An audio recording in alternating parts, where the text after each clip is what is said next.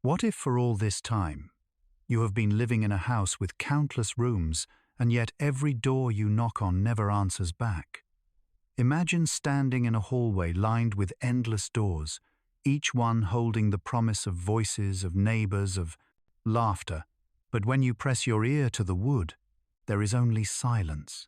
That is what the universe feels like when we ask one of its oldest questions. Where is everybody?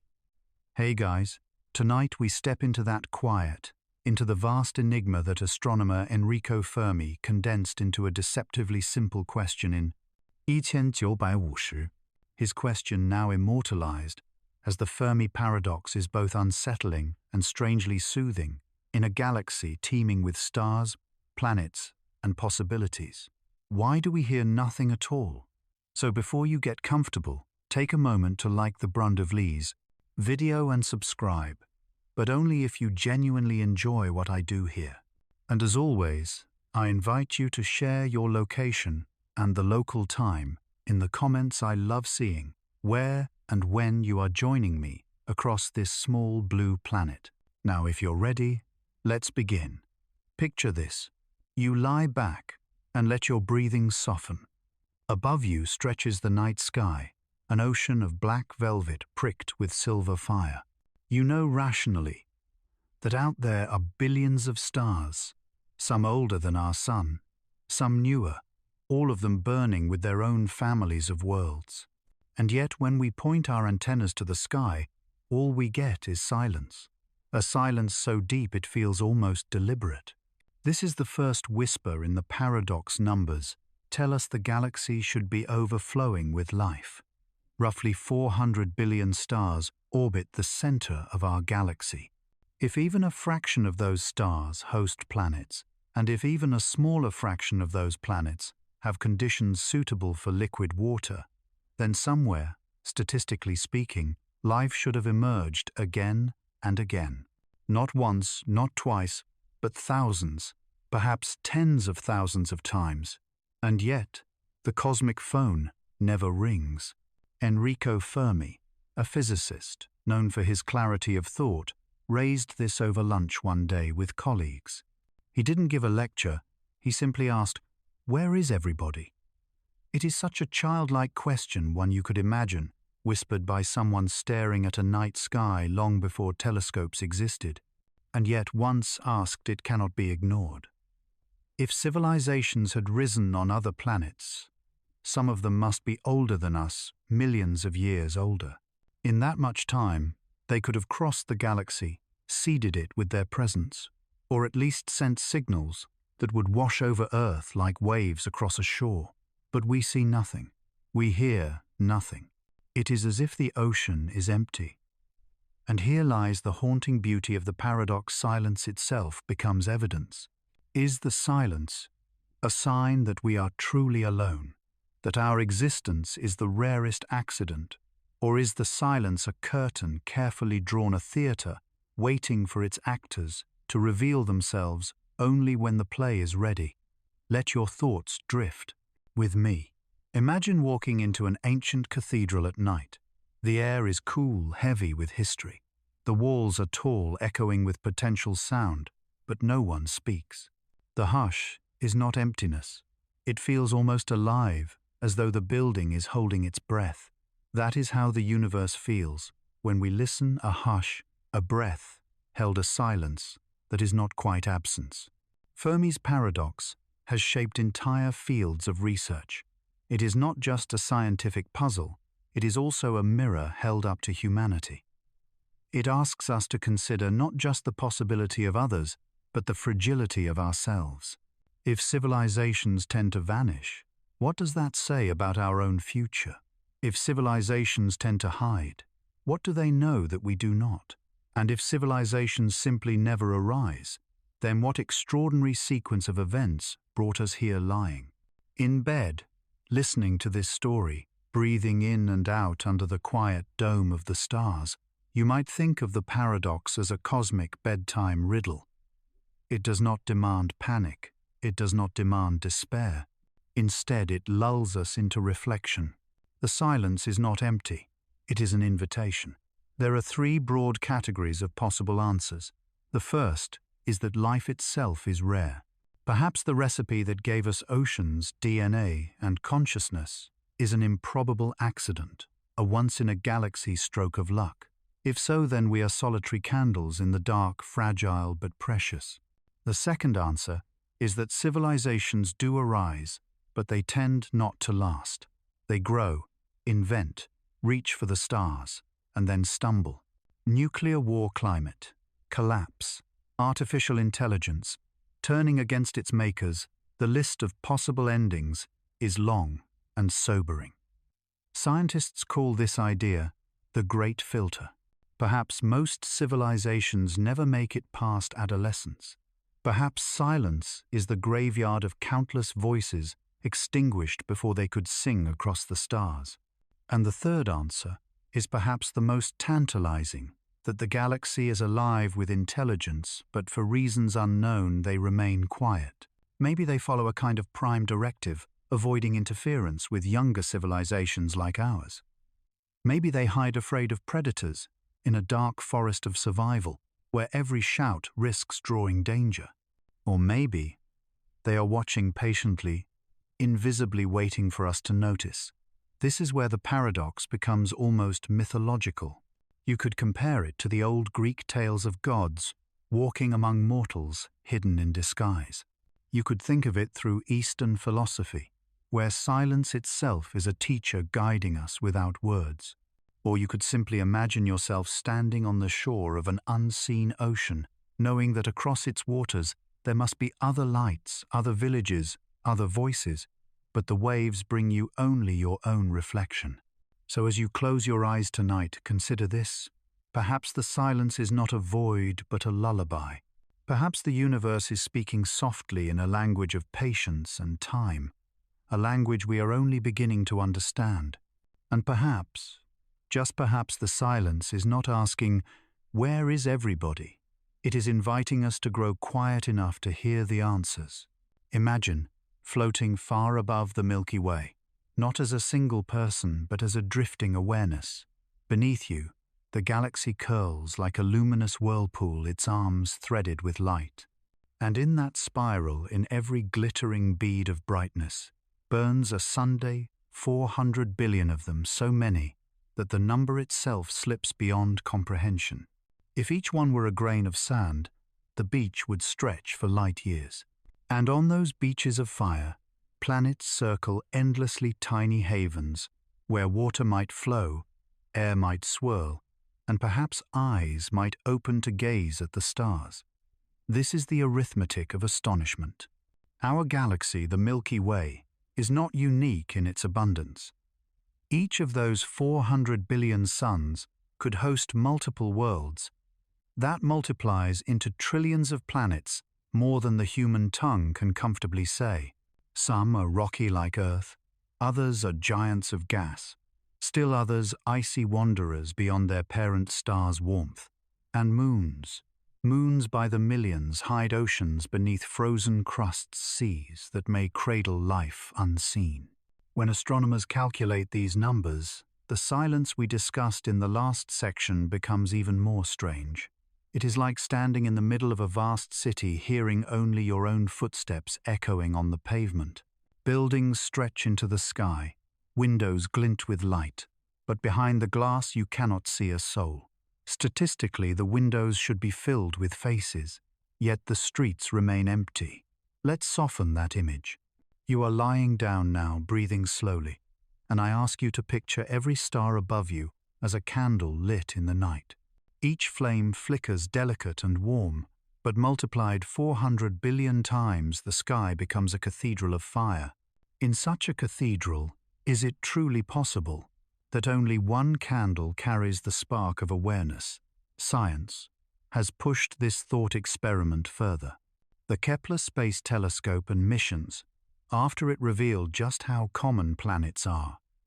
1 in 5 sun-like stars may host an Earth-sized world in the habitable zone, the distance where liquid water can exist. Do the math, and you arrive at a staggering result. There could be 10 billion Earth-like planets in the Milky Way alone. 10 billion possible Earths, each a stage on which life might dance, and yet still no music. This is where the paradox gains weight. With so many opportunities, why has intelligence not filled the galaxy with signals, monuments, or journeys? Perhaps we are not looking properly. Perhaps we expect life to shout when in fact it whispers. Consider the forest at night. The animals are there hidden in the branches, but they do not reveal themselves unless you attune your ears to the rustle of leaves, the faint snap of a twig, the distant hoot of an owl.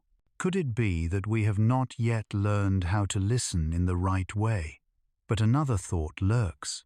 What if all those suns are deceptive, shining brightly but sterile at their hearts?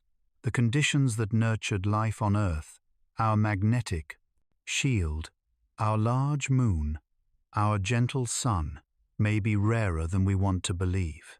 Out of 400 billion stars, perhaps only ours found the perfect balance. That possibility makes us precious beyond measure, but also profoundly lonely. The cultural imagination has long mirrored this tension. The Greeks filled their skies with gods, assuming the stars must host divine neighbors. In contrast, certain strands of Buddhist thought imagined countless worlds, yet each locked within cycles of silence, unreachable. Between these poles, we stand not knowing whether we are solitary or surrounded. Close your eyes and imagine sailing on an endless sea. The horizon glows with lanterns, millions of them, but none draw close. You row and row, but the lights remain distant, silent, unresponsive. Are they real ships or reflections? That is how the galaxy feels under the gaze of science, illuminated, crowded, and yet eerily mute. And so 400 billion suns invite us to dream. They suggest we cannot be alone, but they remind us how little we know. The silence could mean danger or protection or a deeper form of connection we have not yet conceived. For now it is a lullaby, sung by uncountable voices. We cannot hear a chorus just beyond the walls of our perception. Let your breathing follow that chorus, slow, steady, unseen. For in the cathedral of 400 billion suns, the absence of sound may itself be a kind of music. Imagine watching a candle flicker in the dark. The flame grows strong, bright, warm, then suddenly sputters and dies. You pick up another candle, and again it burns for a while, before being extinguished by a draft, a tremor, or a drop of unseen water. If you repeated this across 1,000 candles, and nearly all went out before they burned long enough to light the room, you would begin to wonder, is there something inevitable that stops every flame? This is the idea behind the Great Filter, a shadow cast across the promise of 400 billion suns. The Great Filter is a hypothesis that explains the silence by suggesting that civilizations rarely last. Life may arise. It may evolve into complexity. It may even build technology. But somewhere along the road, almost all civilizations encounter a barrier so difficult, so final, that they do not pass beyond it. This barrier could be nuclear war, self-inflicted climate collapse, runaway artificial intelligence, or biotechnologies that unravel their own makers. Each possibility is sobering, like a mirror showing us futures we would rather not face. Take a deep breath here. Notice how the thought settles in you not as panic, but as quiet reflection. The Great Filter turns the galaxy into a graveyard planets, where voices once spoke now reduced to silence. Imagine standing in a meadow filled with broken violins. You sense the music that might have been, but the instruments lie. Cracked strings snap the air holding only absence. That is the picture some scientists paint when they invoke the filter civilizations bright as melodies, cut short before they could fill the galaxy with song. But there is an even more unsettling angle. The filter may not be behind us. It may still lie ahead. Perhaps the hardest steps are not the origins of life or the leap to intelligence, but what comes after. Perhaps adolescence, the stage we are in now, is the most dangerous era. We have mastered fire, split the atom-written code that learns on its own. We have the tools of creation and the tools of self-destruction. Standing here in this fragile century, we may be approaching the narrowest passage of the filter. Yet even in this shadow, there is room for hope. Picture humanity as a traveler walking across a high bridge. The abyss yawns on both sides. The wind blows. The boards creak. But step by step, with care and cooperation, the traveler can cross. The filter is not necessarily a guarantee of failure. It is a challenge that demands wisdom.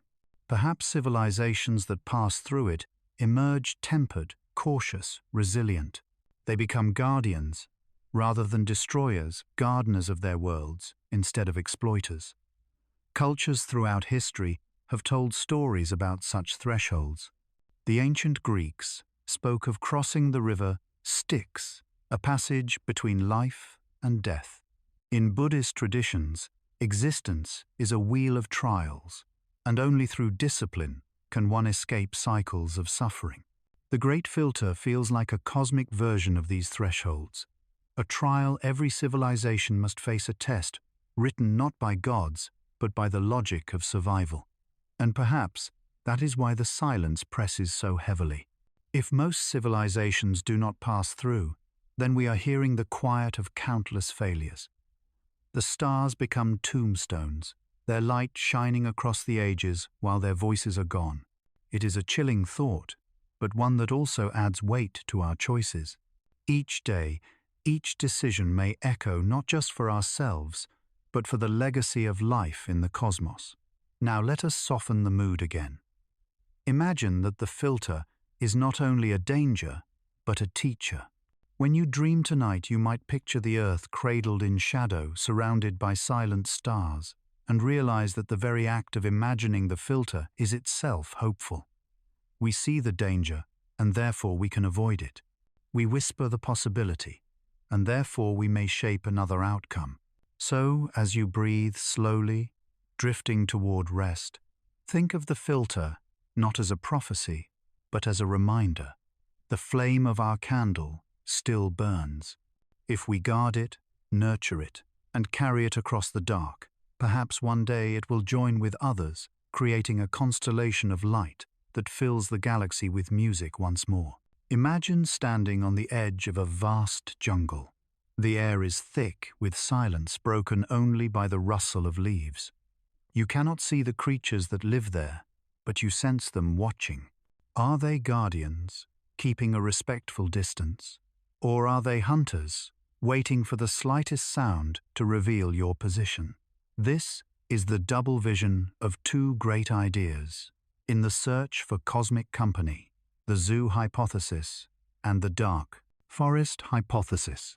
The zoo hypothesis suggests that we are not ignored, but carefully observed, much like animals, in a protected reserve. Advanced civilizations may have agreed on a kind of galactic ethic, a prime directive to let young species grow without interference. To them we are children, playing in the sandbox of our solar system, watched from afar by older neighbors who have learned patience. Imagine a cosmic council deciding, let Earth find its own way. Let its people stumble, learn, and evolve without our hand. This vision is oddly comforting. It paints our isolation not as abandonment, but as protection. Just as park rangers keep their distance from wildlife to preserve natural behavior, these cosmic watchers may believe their silence is an act of respect.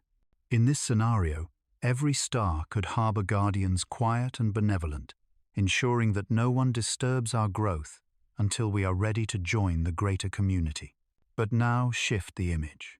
Imagine that same jungle again, only this time you carry a lantern. Its glow is small, fragile. Around you, unseen eyes fix on the light. The silence is no longer gentle, it is survival. This is the dark forest hypothesis introduced by Chinese author Liu Cixin.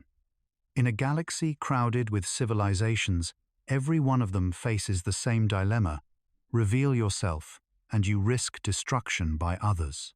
In the forest, the safest strategy is silence. Speak, and you may not live to speak again. Under this view, civilizations are like hunters in a dark wood, each holding their breath, listening for signs of others. If they hear a twig, snap a radio signal, a flash of artificial light, they may shoot first, knowing that hesitation could be fatal. The silence of the stars, then, is not protective, it is fearful. It is the quiet of countless intelligences, all hiding from each other, a universe of neighbors too wary to knock on the door. Both hypotheses reshape how we see the night sky.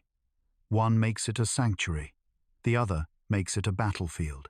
And in between lies our fragile blue world, still sending out television broadcasts and radio waves like careless whispers in the dark. Perhaps someone is already listening. Perhaps they already know. Cultures on Earth have long wrestled with this duality. In Greek mythology, mortals lived under the gaze of gods who sometimes intervened and sometimes withheld their presence, treating humanity as both precious and small. In many indigenous traditions, the forest itself is alive, sometimes nurturing, sometimes dangerous, always mysterious. The stars may carry the same ambiguity: friends or predators, caretakers or hunters. As you drift towards sleep, imagine both possibilities unfolding. In one dream, we are surrounded by patient gardeners of the galaxy, waiting for us to bloom. In another, we are small fires in a dark wood, praying the smoke does not give us away. The truth may be neither or both, or something beyond our imagining. But whichever it is, the silence between stars suddenly feels less like absence and more like a choice. And so we return to our question: in this jungle of 400 billion suns, are we protected or are we prey? For now, all we can do is breathe quietly, listen carefully, and wait. Imagine the night sky as a vast stage, and on it, billions of actors move in silence. To the naked eye, their dance appears eternal, unchanged. But in truth, everything shifts. Stars drift, planets orbit, comets sweep long arcs. The human eye cannot track these motions, but our telescopes, tireless and watchful, see what we cannot.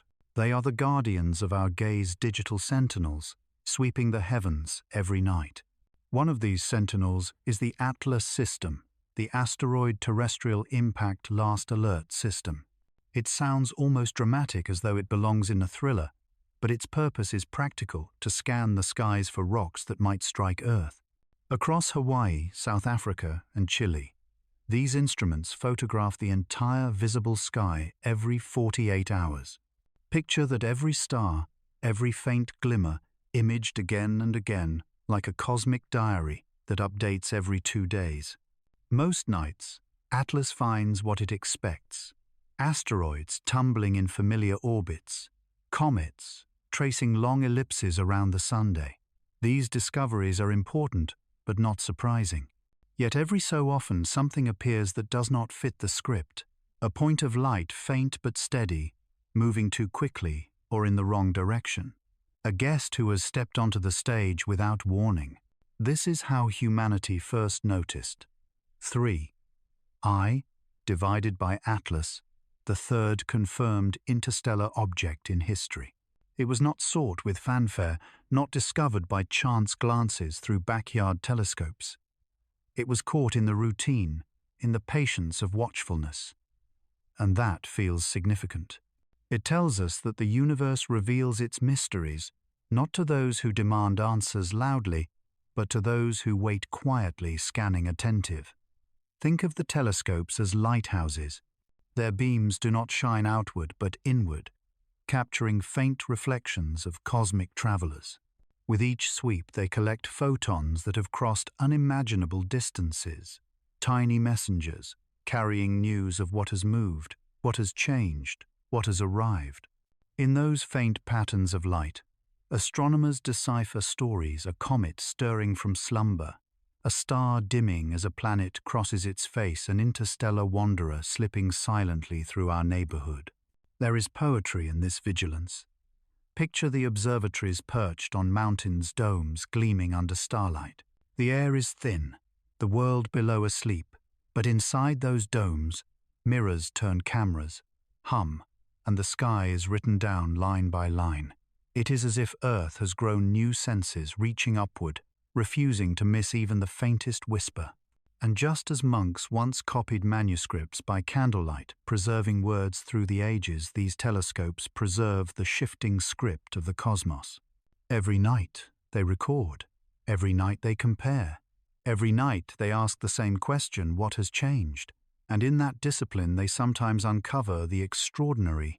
Pause here and imagine lying in your bed, your breath slow and steady. Above you machines are awake, scanning the heavens. They are not worried, not hurried. They are simply attentive, and in their attention lies safety. They may one day warn us of an asteroid's approach, but they also give us gifts, rare visitors from beyond the stars, glimpses of stories older than Earth itself. The arrival of 3, I divided by Atlas, reminds us that the sky is not static. It is alive, filled with wanderers. Without our watchful telescopes, such visitors would slip past unseen, leaving no trace. But with them, we catch the faint glow, the fragile trail, the sign that the universe has sent us another mystery. So as the night deepens, let yourself rest in the thought that while you sleep, the telescopes keep watch. They are our night guardians' eyes that never close, listening for the soft footsteps of travelers from beyond. Imagine looking out across a calm sea at twilight. Most of what you see are familiar waves, tides, rising and falling in their eternal rhythm. And then suddenly, a ship appears on the horizon, not one you expected, not one that belongs to this port, but a stranger from far-off waters. That is what astronomers felt when 3I divided by Atlas came into view. It was not bound by our sun's rules. It was not part of the endless traffic of comets and asteroids we know. It was a visitor, and like all visitors, it carried with it a story. On July 1, 2025, Atlas recorded the faint point of light that would become one of the most intriguing discoveries of the decade. At first, it looked ordinary, a spot moving against the background of stars. But when its trajectory was plotted, jaws tightened. The path was wrong, the speed too high. This was no local rock. This was an interstellar traveler, only the third ever confirmed, after Oumuamua in 2017 and Borisov in 2019. The official name was Bureaucratic C, divided by 2025 N1 Atlas, but astronomers quickly shortened it to 3. I divided by Atlas, marking it as the third interstellar object ever known. Think of the odds here. Our galaxy is vast stars, separated by light years of emptiness. For a fragment of ice and dust to be ejected from its birth system, wander across millions of years, and then pass close enough for us to notice, it is like finding a single letter drifting in an endless ocean. And yet here, it was written not in ink, but in frozen gas, its message waiting for those who could read it. Unlike Oumuamua, which frustrated scientists with its mysterious silence, Atlas did not remain inert. It grew a coma, a faint, glowing shroud of gas and dust, and even began to sprout a tail. In that sense, it behaved more like Borisov, but with strange differences that set it apart. Already, whispers spread through conference halls. Something about this object was unusual. Its chemistry, its timing, its very arrival. Pause for a moment and imagine Atlas itself, a dark lump of rock and ice tumbling through the void for perhaps billions of years. Around it, silence so profound that no sound could exist. Stars passed like distant lanterns. Nebulas drifted like colored smoke, and still it traveled unmoored, unbound, a pilgrim between suns. Now, for a brief instant in cosmic time, it brushed near our solar system as if leaning close to whisper across the gulf, I was here. The name Atlas feels almost mythological, as though fate itself had handed it to us. In Greek legend, Atlas was the Titan who held up the heavens. How fitting, then, that this object carried the heavens into our gaze. To look at 3I, divided by Atlas, is to glimpse the shoulders of a giant bearing the weight of interstellar distance, carrying secrets from places we may never visit. Astronomers quickly began to prepare. Telescopes' shifted schedules were rewritten. Every available instrument pointed toward the newcomer. Hubble turned its sharp eye. The James Webb Space Telescope, with its infrared sensitivity, prepared to sniff the chemistry of its gases. Ground-based observatories joined in gathering light before it could fade. For a few months, Atlas became a celebrity, a cosmic guest whose every move would be recorded. Yet beyond the data, there was wonder. Each photon captured from Atlas had traveled millions of years before entering our lenses. Each glimmer was ancient, older than Earth's continents, older than our species. To see Atlas was to peer not only into space, but into time itself.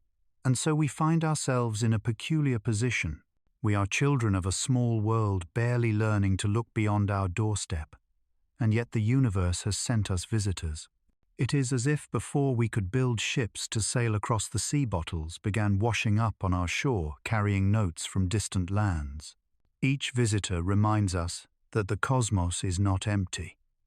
It is alive, dynamic, sending us messages we did not ask for, but desperately need. So as you lie back tonight, think of Atlas on its path. It does not stop for us.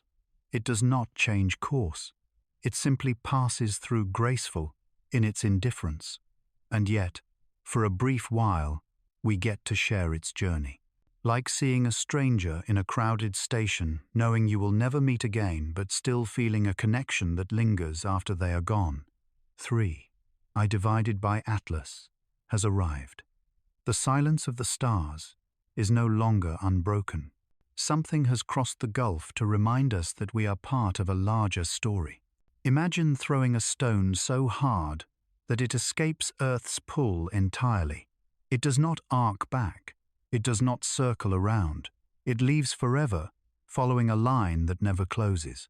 That is the nature of 3I divided by Atlas. Unlike comets born in our solar system, which loop endlessly in elliptical orbits, Atlas moves on a hyperbolic path, an open curve. It will pass by once and only once before vanishing back into the ocean between stars. This realization came quickly after its discovery. Astronomers plotted its orbit and found it was moving at nearly 19 kilometers per second relative to the Sunday. That speed is too fast to be bound by our star's gravity. Like a traveler who steps into a city, glances around, and then continues walking without pause, Atlas would not stay. It had entered our neighborhood on its way somewhere else. There is a kind of poetry in that. Atlas is a visitor without return, a messenger that cannot be recalled. We may observe it for a few months, but then it will fade beyond the reach of our telescopes, carrying its secrets with it. Imagine meeting a wise elder who tells you one story and then disappears into the night, never to be seen again. You are left with only the memory, wondering what other tales they might have told. Hyperbolic trajectories are rare but not impossible. Gravitational slingshots can fling comets into deep space, ejecting them from their home systems. Perhaps Atlas was once bound to another star, nudged loose by a giant planet, or cast adrift when its sun died in a violent outburst. However it happened, the object became unmoored, destined to drift for millions, maybe billions of years. By the time it reached us, it had traveled longer than human beings have walked the Earth. Picture its journey. Across light years, Atlas passed through star fields, perhaps grazing the edges of nebulae, perhaps tumbling past worlds we cannot imagine. For ages, it was a solitary traveler, wrapped in frozen silence. And then, for reasons of pure celestial geometry, it brushed near our Sunday, not because of us, not for our sake, but simply because the mathematics of orbits brought our paths together. And yet, there is something humbling in knowing that we are part of its story. Out of all the stars, all the systems it could have approached Atlas happened to cross ours. Think of it like a wandering bird, landing briefly in your garden before continuing on across continents. The stop is accidental, but meaningful to those who witness it. There is also a reminder here of impermanence.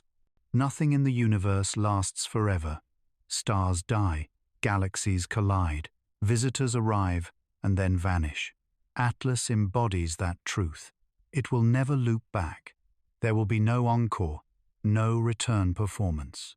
Its passage is fleeting, and that is what makes it precious. In philosophy, impermanence is often linked to beauty. A cherry blossom is cherished because it blooms only for a short time. A comet too glows briefly before fading, and an interstellar visitor like Atlas passing through just once in all of human history carries the same fragile splendor. To see it is to witness something that cannot be repeated. As you breathe quietly, imagine watching Atlas arc across the dark, its path like a brushstroke on the canvas of space. For a moment, it is visible, luminous against the void. Then, it drifts onward into the unseen, a path never to return. Imagine lifting the lid on a sealed jar that has been hidden in a cellar for centuries. The air that escapes smells nothing like the air outside it, carries a different history, a different recipe of elements. That is what scientists discovered when they turned their instruments toward 3I, divided by Atlas. Its chemistry did not resemble what we know. It was the breath of another world. Most comets in our solar system, when warmed by sunlight, release water vapor. Water ice is abundant in the outer regions where they form. But Atlas revealed something unusual. An overwhelming dominance of carbon dioxide compared to water. About 8 parts CO2 for every 1 part H2O. That ratio is almost unheard of. It is as if the comet's very body had been sculpted in an environment so cold that water was scarce but carbon dioxide froze into its structure like crystal veins. To astronomers, this was startling. Comets are often called time capsules, fragments left over from the birth of solar systems. If Atlas carried more carbon dioxide than water, it meant it was born under conditions radically different from those in our own stellar nursery. Perhaps its home was far colder, perhaps bombarded by radiation that stripped away its water ice while leaving carbon dioxide intact. Either way, its chemistry told us, I am not from here. Let's pause and picture this. You hold 2 snow globes side by side. One is filled with familiar flakes, water crystals glittering as they fall. The other instead releases strange greenish sparks, a different kind of snow. Both are beautiful. Both belong to the same idea of winter, but their details are not alike. That is what Atlas feels, like a familiar phenomenon with an alien recipe. The James Webb Space Telescope helped confirm this. With its infrared vision, it peered through the dusty coma surrounding Atlas and measured the gases escaping. There it was again, carbon dioxide, rich and heavy, like a breath drawn from an unfamiliar lung.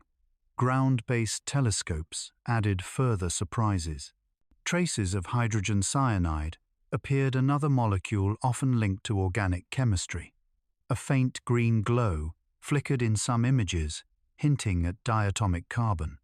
The comet was not just unusual, it was actively mysterious. And so whispers began. Was Atlas a messenger of different chemistry, or a deliberate gift? Some speculated if one wanted to seed Mars with the gas it most needs, carbon dioxide, Atlas would be the perfect delivery. Science cautions us not to leap to conclusions. Still, it is hard not to wonder. The timing, the composition, the very strangeness of Atlas invite speculation. Cultures have long seen unusual visitors as omens. The ancient Chinese called comets broom stars, sweeping change across the heavens. To the Maya, they were fiery serpents. In medieval Europe, they were often feared as harbingers of plague or war. Tonight, we look at Atlas, not with fear, but with quiet curiosity. Its chemistry may not foretell doom, it may simply remind us how diverse creation can be. Think of how refreshing that island. We sometimes assume the universe is uniform, that every world, every comet, every star follows the same recipe. But Atlas teaches otherwise. It whispers there are countless ways to build a world. Water may be abundant here, carbon dioxide there. Life may emerge under conditions we would never expect. As you drift deeper into rest, let yourself imagine the flavors of these cosmic recipes. A galaxy of kitchens, each stirring its own stew of molecules. Some pots bubble with water and organics, others freeze with carbon dioxide and exotic compounds. Out of that variety, perhaps life arises in forms we cannot yet imagine. Atlas is a spoonful from one such kitchen, a taste of another cosmic cuisine. So breathe slowly and consider the chemistry of this stranger. It does not match ours. It should not. It is a reminder that the universe is vast, and difference is its rule, not its exception. Imagine standing in a meadow at night, when suddenly a faint mist begins to glow around you, not with the warm light of fireflies, but with an otherworldly hue, a strange green that seems to belong to another realm. That is how I, divided by Atlas, appeared when telescopes caught its subtle shimmer. Not just a comet's ordinary tail, but a glow tinged with cyanide and carbon chemistry, painting the void in colors that whispered of danger and wonder alike. By late August of its passage, ground-based observatories began to detect hydrogen cyanide, HCN, streaming from Atlas's coma. To most ears, the word cyanide sounds ominous, conjuring images of poison. But in cosmic terms, cyanide is neither rare nor unusual. Many comets release it as they warm near the sunday.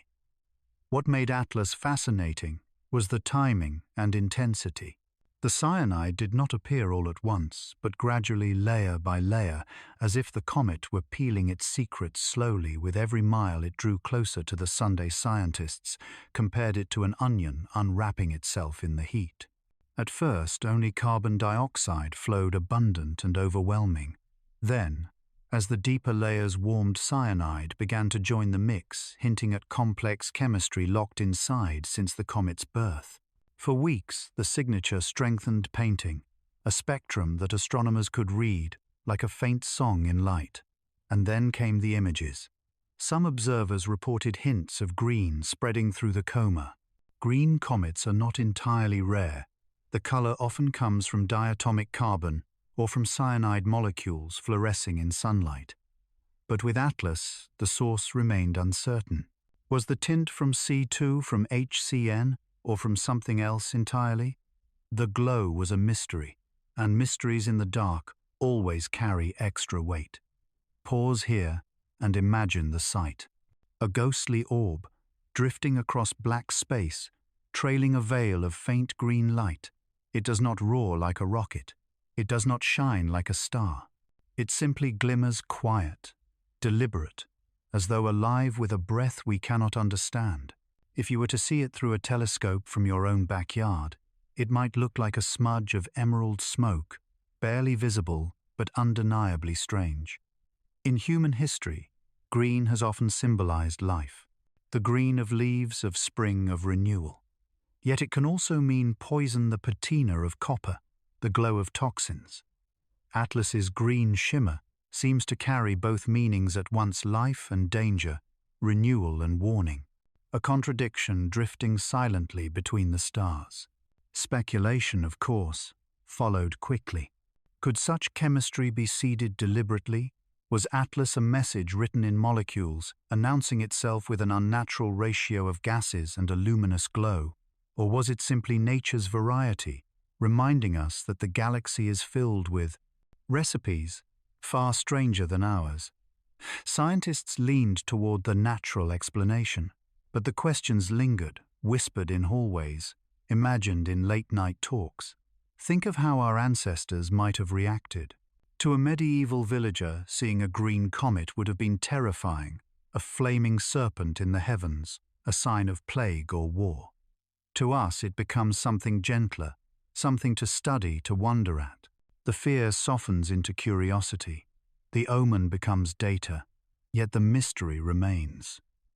And so, Atlas glows. Its cyanide breath drifts across millions of kilometers, invisible to our eyes, but traceable in spectra. Its green veil shimmers faintly like a lantern glimpsed through fog. It does not answer our questions. It does not explain itself. It only reminds us that the universe still holds surprises, surprises written in colors we barely understand. As you close your eyes, imagine that green glow wrapping softly around you, not as poison, but as lullaby. Strange, yes. Alien, yes. But also beautiful. The light of a traveler passing by, leaving behind only a faint shimmer in memory, like the afterglow of a dream.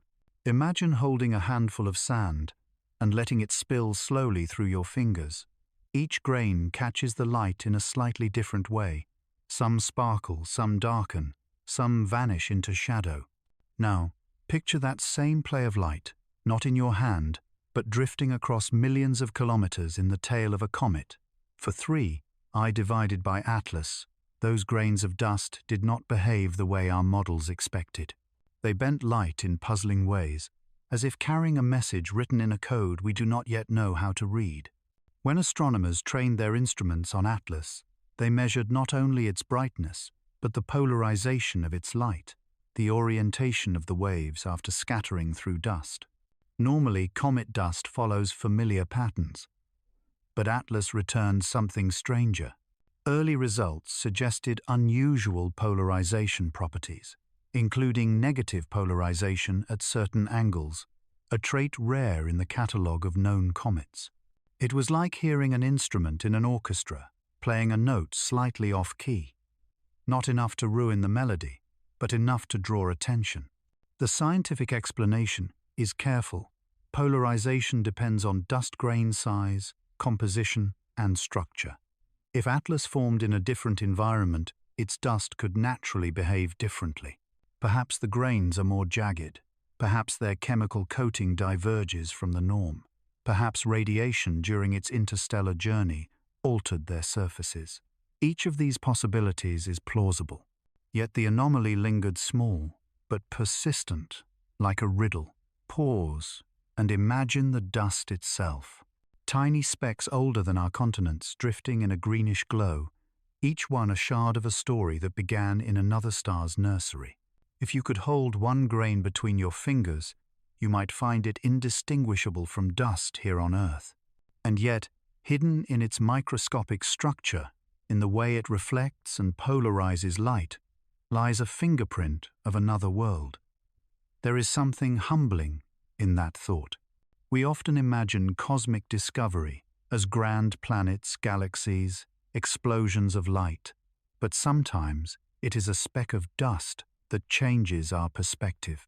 Atlas reminds us that the universe does not always reveal itself through thunder but through whispers. Of course, whispers invite speculation. Some wondered whether such anomalies could hint at engineered material dust designed to look natural, yet subtly different. After all, what better camouflage for a probe than to appear ordinary but carry hidden patterns, only detectable to careful eyes? Most scientists reject this leap, but the imagination drifts there nonetheless. The dust of Atlas could be nothing more than exotic minerals. Or it could be, if one indulges in wonder, the scattered residue of an intelligence playing hide and seek across the stars. Cultures have always sought meaning in dust and ashes. Ancient poets wrote that we are dust, and to dust we return. Hindu philosophy speaks of cosmic dust from which all things arise.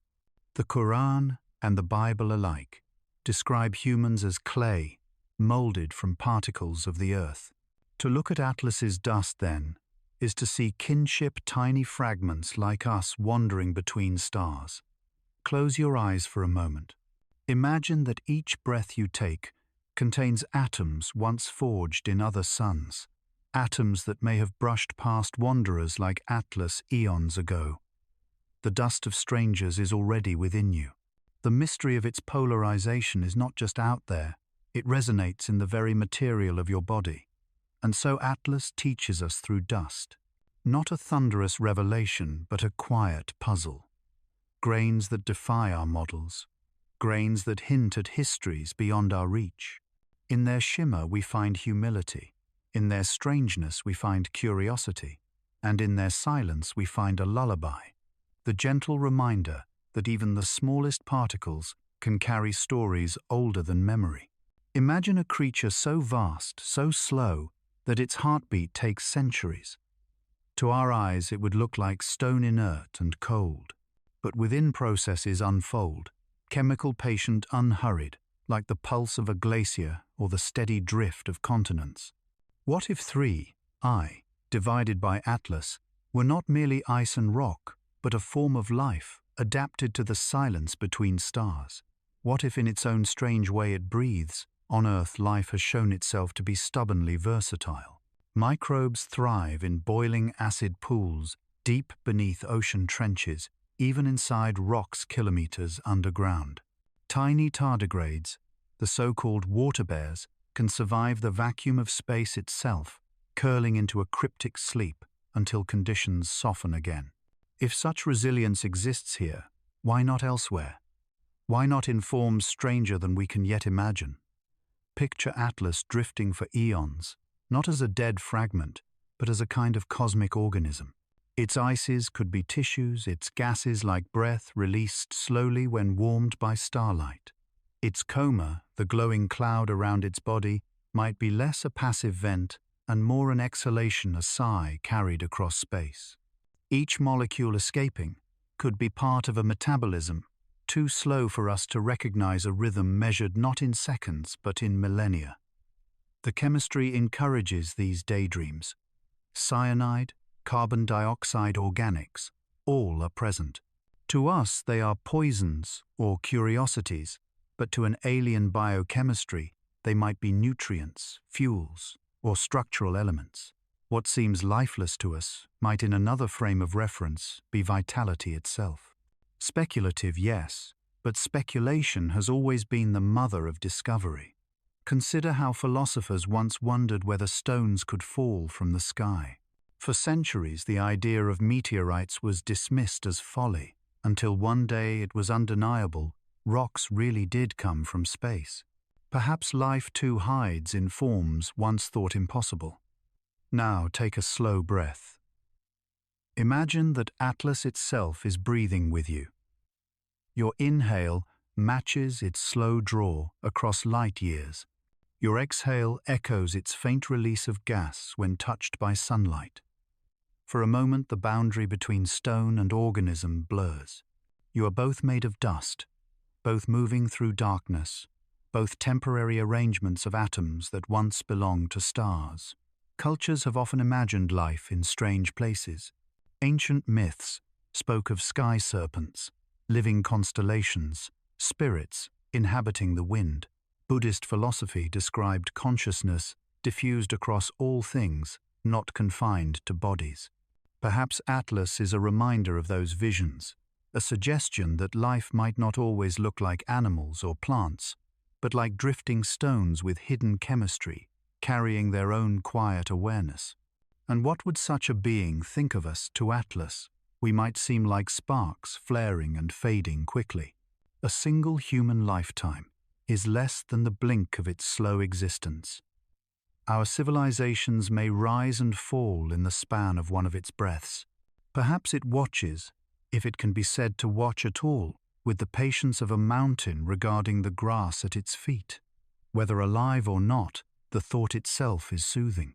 It reminds us that life may be broader, stranger, and more patient than we dream. That survival can take forms we have not yet imagined. That even in silence something might be breathing out there. So as you drift towards sleep, think of Atlas not as a cold rock, but as a gentle giant exhaling softly as it passes our Sunday.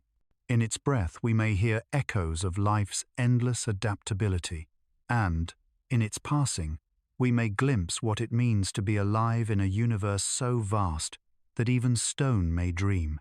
Imagine walking through a quiet town at night. The windows are dark, the streets empty, but you cannot shake the feeling that eyes follow you from behind the curtains. The silence is not absence, it is observation.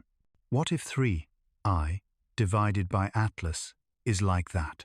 Not a living creature, not a natural wanderer, but something more deliberate. A probe disguised as a comet, sent to watch us without revealing itself. The idea is not as wild as it sounds. Scientists have long speculated about the possibility of Lurker probes devices placed in planetary systems to monitor civilizations as they emerge. Unlike flashy spaceships in science fiction, such probes would not announce themselves. Their greatest strength would be camouflage. And what better disguise than a comet? To our telescopes it would appear perfectly ordinary ice dust gas. Yet within it could hide instruments, data storage, even a means of communication. Think of the elegance of that design. A comet naturally explains sudden outgassing changes in brightness and a glowing tail. It moves along predictable paths dictated by gravity. It needs no obvious engines, no visible structures. A perfect cover, drifting unnoticed for centuries until it passes close enough to take a closer look. Now, imagine Atlas in this light. It drifts into our solar system just as humanity begins its space age. It shows itself during the century, when our radio signals are leaking into the void, when satellites circle our world, when telescopes become powerful enough to notice. Coincidence or timing? Perhaps if it were a probe, this would be the moment to arrive. Of course, no evidence confirms this. Radio telescopes have searched for transmissions. None have been detected. Infrared instruments look for waste heat. Nothing unusual has appeared. Atlas follows gravity's script faithfully. No sudden maneuvers, no coded beacons.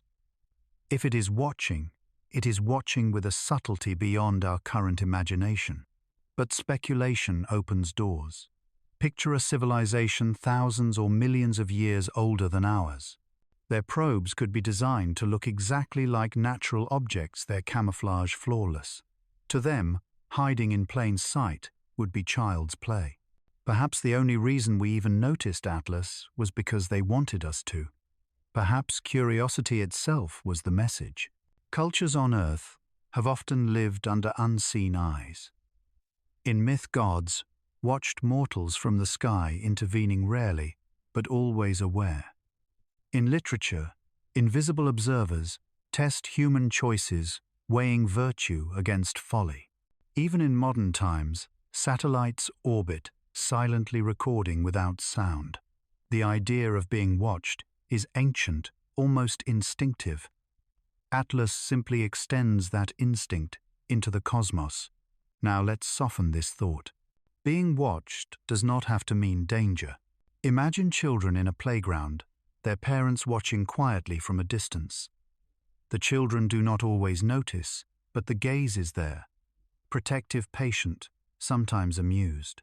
If Atlas is such a probe, perhaps it is not here to judge or harm, but simply to witness.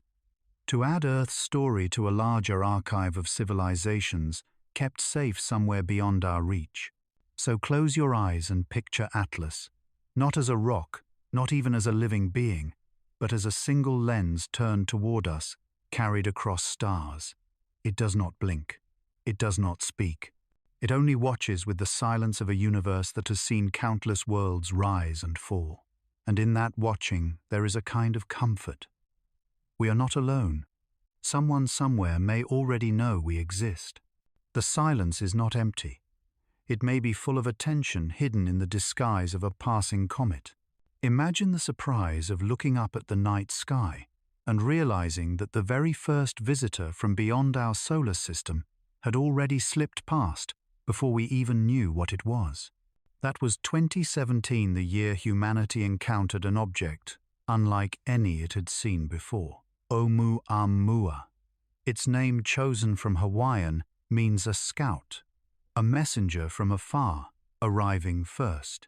Fitting for it, came like a whisper at the edge of hearing, and then was gone. Oumuamua did not behave like the comets or asteroids we know. It had no bright coma, no trailing tail. Instead, it was long, perhaps 10 times longer than it was wide-shaped, more like a needle or a pancake than a stone. It tumbled end over end as it flew, its brightness flickering in sharp rhythms as it spun. To some astronomers, it looked like a shard of cosmic glass, to others like a metallic blade glinting in the sunlight. But the true puzzle came after it rounded the Sunday. Oumuamua accelerated, slightly moving faster than gravity alone could explain. Not by much, but enough to make scientists frown and whisper. Comets can do this, jets of gas pushing them forward as ice sublimates. But no gas was seen, no tail, no outburst, just the motion, silent and unexplained. This opened the door to imagination. Some suggested it might be a fragment of a hydrogen iceberg, sublimating invisibly. Others wondered whether it could be a light sail, a thin sheet pushed by starlight, perhaps built by someone somewhere. Most scientists remained cautious, preferring natural explanations. Yet the debates lingered, and still do today. Oumuamua became not just an object, but a mirror, reflecting our hopes and fears about alien contact. Pause here and picture it. A slender shard, silent against the black, sliding past our world, like an arrow shot, long before humanity ever learned to walk upright. By the time we saw it, it was already leaving, already too faint to study closely. It was as if the universe had dropped a riddle at our doorstep and then snatched it away before we could read the answer. In mythology, the first messenger often carries mystery. The Greeks told of Hermes, swift and elusive, delivering words between gods and mortals. In Norse sagas, ravens flew across worlds to bring back secrets. Oumuamua felt like such a raven, swift, dark and gone before we understood its cry. To dreamers, it was proof that the galaxy might hold watchers or travelers. To skeptics, it was a rare but natural rock from another star. To all of us, it was a reminder that interstellar space is not empty. It is full of wanderers, some of which from time to time cross our path. And though its secrets remain unresolved, Oumuamua gave us a gift: readiness. It taught us to pay closer attention, to watch the skies with greater care. Without it, we might never have been so prepared to notice Borisov in 2019 or Atlas in 2025. It was the first note in a melody that is still being played.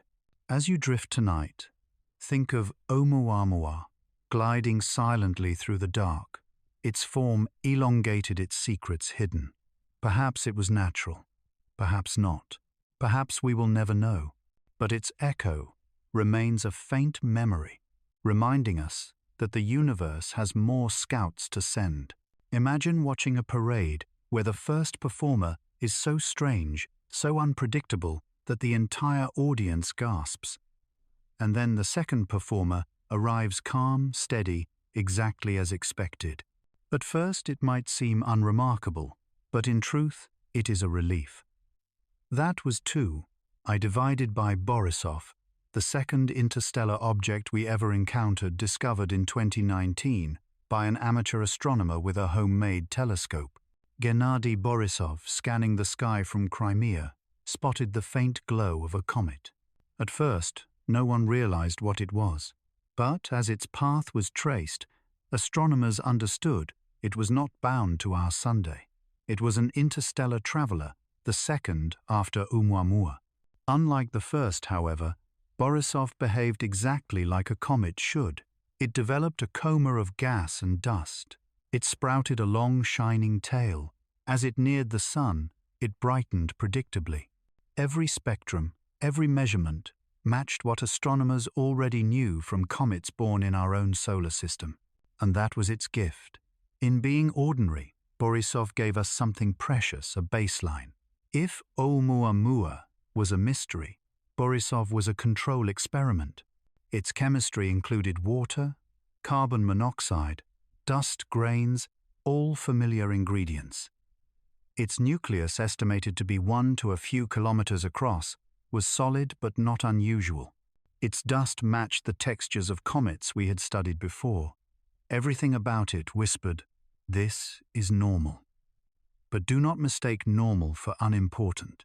Imagine being told that every raven you've ever seen is black, and then one day a white raven appears. That white raven, the anomaly, will capture attention. But when the next raven you meet is black again, you realize that the white one was the exception, not the rule. Borisov was that black raven, the reassurance that most interstellar visitors behave as expected. And still there was wonder, because even if its chemistry was familiar, Borisov had traveled millions of years to reach us. It came from the direction of Cassiopeia, ejected long ago from its home system. Think of the distance, a journey so long that entire civilizations might have risen and fallen on Earth while it drifted in silence. When it finally arrived, it carried not just dust, but history, the memory of a star nursery, far beyond our reach. Astronomers watched Borisov closely. Hubble captured sharp images of its glowing coma. The Very Large Telescope in Chile measured its gases. Everywhere it was studied, it conformed to expectations, and in that conformity lay its importance. It proved that the galaxy does not just send us anomalies like Oumuamua, it also sends us familiar fragments, comets that mirror our own. In a way, Borisov was like meeting a stranger, who, despite coming from another land, laughs at the same jokes and eats the same bread. Cultures have always valued the ordinary alongside the extraordinary. Farmers know that one good harvest matters more than a dozen rare storms. Poets remind us that the steady rhythm of waves is as beautiful as the lightning strike. Borisov, the ordinary, showed us that interstellar visitors can be familiar, predictable, even comforting. As you rest, think of Borisov, not as boring but as a friend, a reminder that the galaxy shares materials, recipes, and processes, that the same chemistry repeats across distant suns, that the universe, for all its strangeness, also carries echoes of home. Imagine meeting 3 travelers who all come from the same distant city. The first arrives dressed in rags, mysterious and silent, refusing to explain his past. The second walks in looking entirely ordinary, blending seamlessly with the locals. And the third, he wears something familiar, but with colors and fabrics you've never seen before. You recognize the style, yet it unsettles you, hinting at a culture different from your own. This is how astronomers now view our 3 interstellar visitors, Oumuamua, Borisov, and Atlas. Oumuamua, discovered in 2017, was the enigma. It carried no tail, no coma, no familiar cometary activity. Its shape was elongated, its brightness flickered strangely, and it accelerated in ways no one could easily explain. To this day, it remains a riddle, a messenger whose language we cannot translate. Borisov, arriving in 2019, was the opposite. It looked and behaved exactly like the comets we know. It glowed with a coma, sprouted a tail, and released gases in the usual proportions. If Oumuamua was a puzzle, Borisov was reassurance. Yes, interstellar objects can be perfectly natural, perfectly ordinary. And now Atlas in 2025 sits between them. It behaves like a comet, yes, but not like our comets. Its chemistry is skewed, rich in carbon dioxide, poor in water. Its dust shows puzzling polarization. Its glow sometimes tinges green. It is neither wholly mysterious nor wholly ordinary. It is the third traveler, the one who reminds us that the galaxy holds many recipes. Think of this as a spectrum. On one end, the baffling silence of Oumuamua. On the other, the predictable normalcy of Borisov. And in the middle atlas, both familiar and strange whispering, there is more variety out here than you imagine.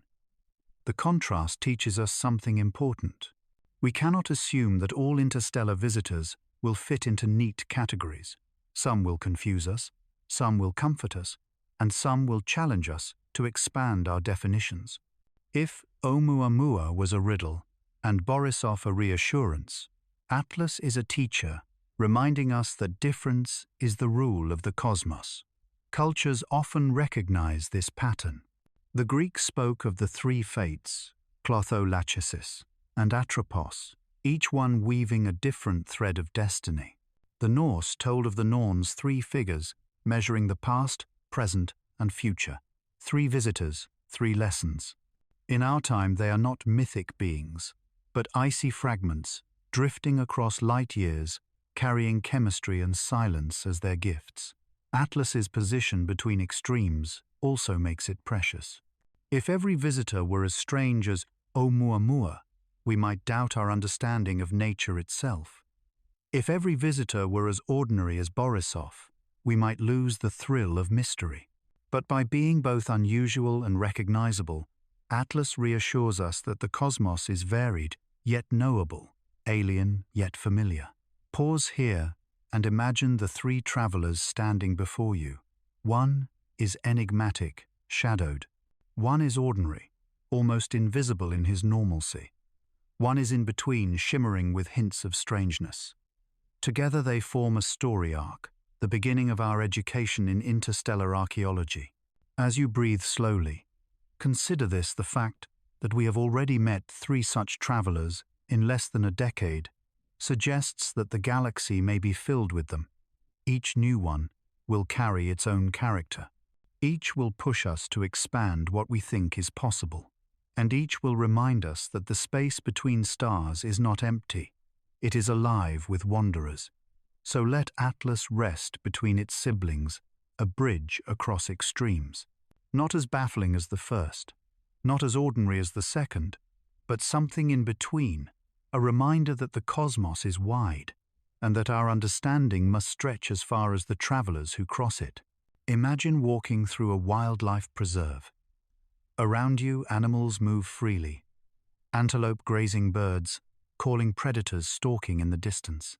They live their lives unaware of the invisible fences, the hidden cameras, the watchful rangers who protect without intruding. This is how some scientists and philosophers imagine humanity's place in the galaxy. We are not alone. We are simply in a cosmic zoo. The zoo hypothesis suggests that advanced civilizations may have agreed on a policy of non-interference with younger species. Just as we might choose not to tamper with the behaviors of animals in a sanctuary, they may have decided to let us grow on our own, stumbling through mistakes and victories alike. To them, we are not experiments, not enemies, but children in a nursery watched from afar. This idea is strangely soothing. It takes the silence of the stars and gives it meaning. The quiet is not abandonment. It is restraint. Every time we look out and hear nothing, perhaps that very silence is the result of a decision: do not disturb them, not yet. Picture, if you will, astronomers on a distant planet, gazing at our sun with powerful instruments. They see the blue dot of Earth. They measure the oxygen in our atmosphere, the traces of industry, the bright scatter of satellites. They know we are here, and then they turn away, whispering among themselves, choosing patience over contact. We continue our dramas, our wars, our discoveries, unaware that eyes have seen us, judged us, and chosen to wait. In mythology, this theme appears again and again. The Greek gods often watched mortals from Olympus intervening, rarely letting humans wrestle with their own fates. In Buddhist thought, enlightenment requires progress made by the self. No external savior can shortcut the journey. The zoo hypothesis resonates with these ideas. We must grow through our own trials before meeting those who have already walked the path. Some imagine that this waiting has a threshold. Perhaps civilizations are contacted only once they demonstrate maturity, mastering sustainable energy, preventing self-destruction, or achieving interstellar travel. Until then, the silence holds. Like gardeners watching seedlings, the older civilizations may be waiting for us to strengthen before they prune, graft, or harvest. Of course, skeptics argue that such coordination would require incredible cooperation. Could every civilization in the galaxy agree on a universal code of non-interference? All it would take is one predator, one reckless neighbor to break the silence. And yet here we are, still untouched. Perhaps such predators are rare, or perhaps the guardians are stronger than we imagine. Now soften the thought. Imagine the zoo not as a cage, but as a garden. We are tended gently by hands, unseen, allowed to flourish in our own rhythm. The silence is not ominous but protective, like the hush of a nursery at night. If this is true, then every star above may represent not absence but presence, not emptiness but watchfulness. As you breathe deeply, consider this possibility: we are not alone. We have never been alone. The watchers are there, patient, waiting for us to grow. And perhaps when the time is right, the silence will break, not with thunder but with a whisper, a gentle hello from neighbors who were never far away. Imagine walking alone through a forest at night. The trees loom, tall shadows press close, and every sound becomes suspect: the snap of a twig, the flutter of wings, the faint crunch of leaves under unseen feet. You hold your breath. You do not sing, you do not call out. In a place where predators may lurk, silence becomes survival. This is the essence of the dark forest hypothesis, a vision of the universe as a place where to speak is to die. The idea was popularized by Chinese author Liu Cixin, who wrote that civilizations are like hunters in a dark forest. Each holds a gun. Each knows others may exist, but none can be sure of their intentions. If you hear a voice in the dark, do you risk answering, or do you strike first? The logic is grim. The only safe strategy is silence. Applied to the cosmos, this hypothesis explains the great silence not with protection, but with fear.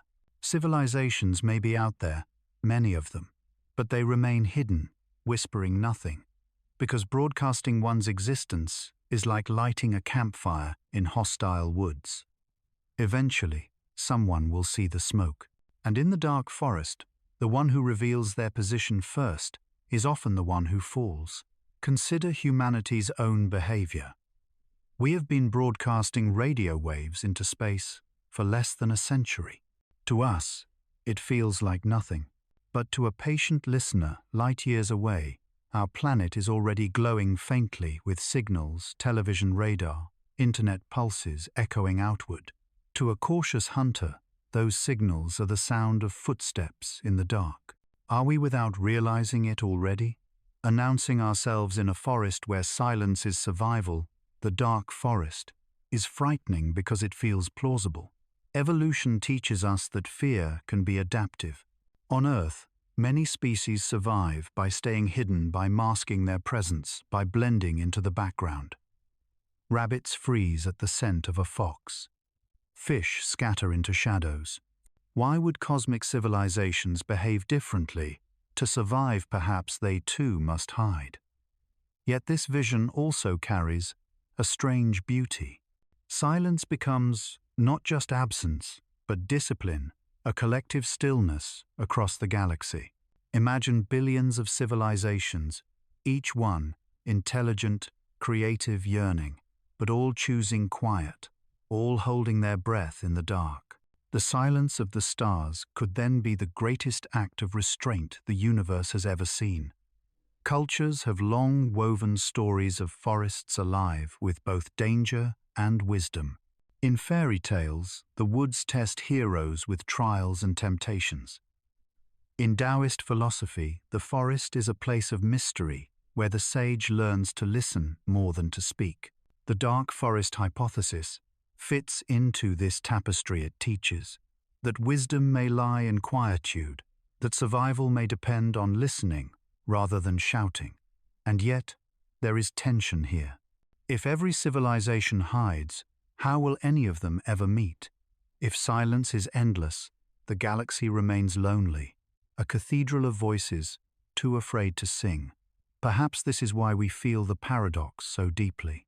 If the dark forest is real, then every star you see tonight may host watchers like us, quiet, cautious, longing but mute. Take a slow breath. Inhale the silence, exhale the unease. Imagine yourself walking through the forest lantern, extinguished blending into the shadows. You are not alone. Others are there unseen, waiting, fearing, hoping. The universe may not be empty at all. It may simply be holding its breath.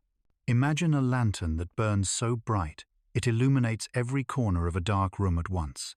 That is what the next generation of observatories promises to be for astronomy. A sweeping light that will reveal not one, not two, but dozens, perhaps hundreds of interstellar wanderers every year. We are entering an age when visitors like Oumuamua, Borisov, and Atlas will no longer be rare curiosities but familiar presences. At the heart of this revolution stands the Vera Rubin Observatory in Chile. When it begins full operations, it will photograph the entire southern sky every few nights. Its survey is called the Legacy Survey of Space and Time, an ambitious, decade-long project. Imagine the patient's every patch of sky recorded again and again, building a living movie of the heavens. In those frames, faint dots will shift, streak, or brighten, and each anomaly will be flagged. Among them will be interstellar objects, cosmic migrants drifting between stars. No longer will we have to rely on luck to find them. Instead, detection will become systematic, inevitable. Our sample will grow from 3 to 30, then to 300. For the first time, we will be able to compare patterns. Do most visitors look like Borisov? Are there many, with Oumuamua's strange traits? Will Atlas prove to be rare or common? With statistics, the riddles may begin to unravel. Beyond Rubin, the Nancy Grace Roman Space Telescope, scheduled for launch later this decade, will add infrared vision from orbit. It will see faint glows invisible to ground-based instruments, revealing the chemical signatures of visitors with unmatched precision. Imagine it as a stethoscope held to the chest of the galaxy, listening to the faintest murmurs of distant wanderers. Together, these instruments will transform our relationship with the sky. We will not just stumble upon cosmic messengers. We will catalogue them, study them, classify them. Interstellar archaeology will move from rare treasures to systematic science. The Library of Wanderers will open each object, a page, each spectrum, a line of poetry written by other suns. And yet, with more data may come more mystery. For every question answered, new anomalies will arise. What if some visitors consistently show unusual dust polarization? What if others carry chemical ratios impossible to explain by natural means? What if one day, among the hundreds of comets, we find one that refuses to fit at all? The more we watch, the greater the chance that something will break the pattern. There is comfort in knowing that we are building these eyes.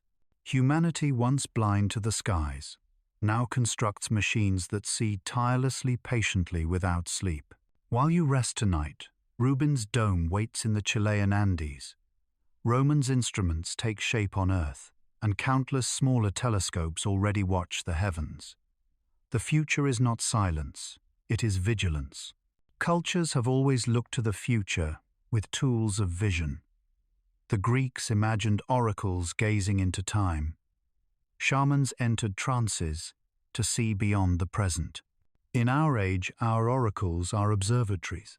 Our visions come through CCD sensors and infrared detectors. The question is the same. What is out there? Who is out there? And what do they mean for us? So breathe softly and let yourself imagine tomorrow. Imagine the sky as a vast net, and our telescopes as threads catching each wanderer that drifts by. In time, the net will fill, not with fish, but with stories. And among those stories may lie the answer to the paradox that has haunted us. Silence may not mean emptiness. It may simply mean we have not yet learned to listen well enough. Imagine sitting by a fire at the end of a long day. The flames rise and fall, each spark a tiny lesson in impermanence. You watch and you wonder, what have I learned from the light? That is what interstellar visitors like Oumuamua, Borisov, and Atlas offer us, not just data, but reflections, lessons about our place in the cosmos. The first lesson is humility. When Oumuamua slipped through our solar system, we realized how unprepared we were. It arrived silently, departed quickly, and left us scrambling for explanations. We could not chase it, could not probe. It could not capture more than a fleeting glimpse. It reminded us that the universe is vast, and we are still beginners at watching it.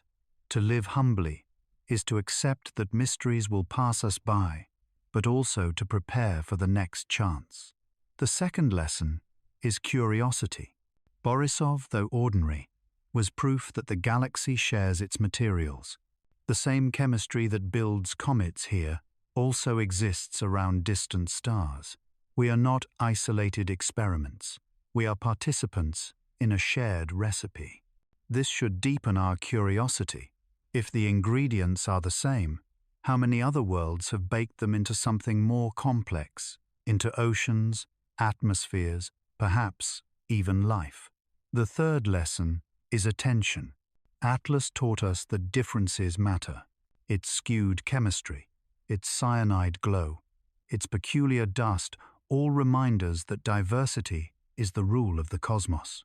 We must attend carefully noticed details, embrace the unfamiliar, for if we assume all comets are the same, we will miss the messages hidden in the variations. Attention is not just science, it is wisdom. And finally, there is the lesson of responsibility. Every hypothesis we entertain, the great filter, the zoo, the dark forest, reflects not only on others, but on ourselves. If civilizations perish, will we be one of them? If they hide, should we silence our own broadcasts? If they watch, are we ready to be seen? The way we treat our planet, our resources, our future, is not just a local concern. It is part of a galactic story. We are writing the chapter that others, if they exist, may one day read. Pause here and let these lessons settle. Humility, curiosity, attention, responsibility. They sound simple, almost like virtues, whispered by elders around a hearth. But they may be the very qualities that determine whether humanity passes through the shadows of adolescence into something greater. Cultures across time have preserved wisdom in stories of visitors. The Greeks told of gods disguised as strangers testing hospitality. In Christian scripture, angels appear unannounced, teaching through brief encounters. In many traditions, the lesson is the same. When the stranger arrives, treat them with care, for they may carry truths you cannot yet see. Atlas and its companions are cosmic strangers, and the way we respond scientifically, culturally, spiritually, shapes our destiny. As you breathe slowly, consider what it means that we live in the era of first contact with interstellar objects. No humans before us ever knew of them. We are the generation that sees the first sparks of a larger story. And with that comes responsibility to observe with patience, to wonder without fear, to prepare wisely for what may come next. So let the lessons of the wanderers rest in you like embers glowing at the end of the fire, small, warm, steady. They do not demand urgency. They invite reflection, and in their light, we may find the guidance we need to walk quietly, wisely into the future. Imagine lying on your back in a quiet meadow, the grass cool against your skin, the stars stretching endlessly above. Somewhere out there, 3i divided by Atlas, is gliding silent, indifferent to our curiosity, yet carrying with it the weight of countless years. It does not stop, it does not stay. It only passes by a reminder that the universe is full of wanderers and that we too are among them. For a moment breathe as Atlas breathes, slow, steady, unhurried. Each inhale like the gathering of frozen gases deep inside its core. Each exhale like the soft glow of its coma trailing behind as it drifts across the sun's warmth. In this rhythm, you and the comet are kin, two arrangements of atoms, both carried on long journeys, both destined to continue onward. Meditation with the wanderer is simple.